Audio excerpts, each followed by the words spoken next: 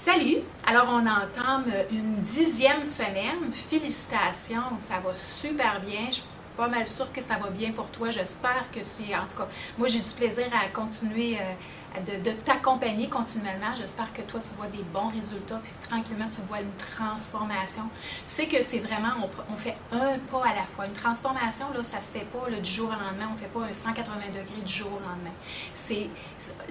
La transformation, elle se fait de l'intérieur, puis après ça, tu vas voir des résultats à l'extérieur. C'est super. Alors, on continue derrière nos choix, derrière nos comportements, derrière nos décisions. Entre autres, il y a ce qu'on appelle les croyances ou les convictions. Dans le fond, ils viennent de où nos croyances? C'est des choses que tu t'es faites répéter continuellement depuis que tu es tout petite. Puis à un moment donné, ben, c'est devenu, c'est ça. Si ma mère, mon père ou tout le monde le dit, ça a l'air que c'est vrai. Et on ne s'est jamais comme posé de questions pour voir est-ce que c'était vrai encore pour nous maintenant, aujourd'hui. Ça l'était peut-être il y a 40 ans, mais est-ce que ça l'est encore aujourd'hui? On ne s'est pas trop posé cette question. Alors, c'est la prise de conscience que j'aimerais que tu fasses cette semaine. C'est que tu te poses comme question, qu'est-ce que je me suis fait dire, moi, par rapport à la nourriture, par rapport au régime, par rapport au repas, par rapport à ce qu'il fallait que je mange. Donc, qu'est-ce que j'ai entendu de « il faut que » ou « il faut pas que » ou « tu as absolument besoin de » ou qu'est-ce que j'avais besoin de suivre comme règle de base par rapport à la nourriture, par rapport au sucre, par rapport à finir mon assiette, par rapport à compter mes calories, par rapport à manger de la viande, pas manger de la viande, peu importe. Alors ici, le but, c'est de faire l'inventaire de ce que tu t'es fait dire et ce que tu te répètes toi-même à répétition.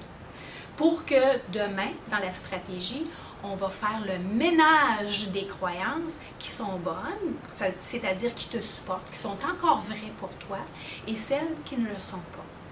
Et comme analogie, ce que je donne, c'est qu'à un moment donné, quand tu étais tout petite, tu as sûrement cru au Père Noël. Hein? Il y a quelqu'un qui te dit que le Père Noël existait, puis tu y as cru au Père Noël jusqu'à temps que, à un moment donné, il y a quelqu'un qui t'a mis un doute dans la tête, qui t'a posé comme question, franchement, tu crois-tu vraiment que le Père Noël y existe? Puis à un moment donné, tu as arrêté de croire au Père Noël. Tu t'es dit, ben non, c'était vrai. En fait, tu l'as cru pendant un certain temps, pendant que tu étais tout petite, mais à un moment donné, tu as arrêté. Et c'est la même chose pour toutes les croyances ou tout ce qu'on s'est fait dire dans notre vie. Que ce soit nos parents, que ce soit les gens de notre environnement, puis les gens qu'on faisait énormément confiance, ce qu'ils nous ont dit, ça ne veut pas dire qu'ils nous ont conté des menteries, mais ce qu'ils nous ont dit, c'est ce qui était vrai pour eux à ce moment-là.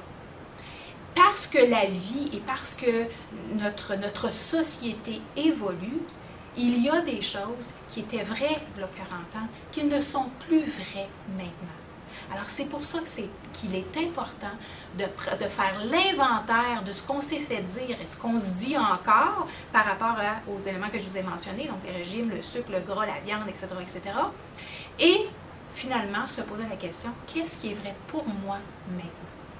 Alors, pense à ça cette semaine, je te reviens demain avec une stratégie.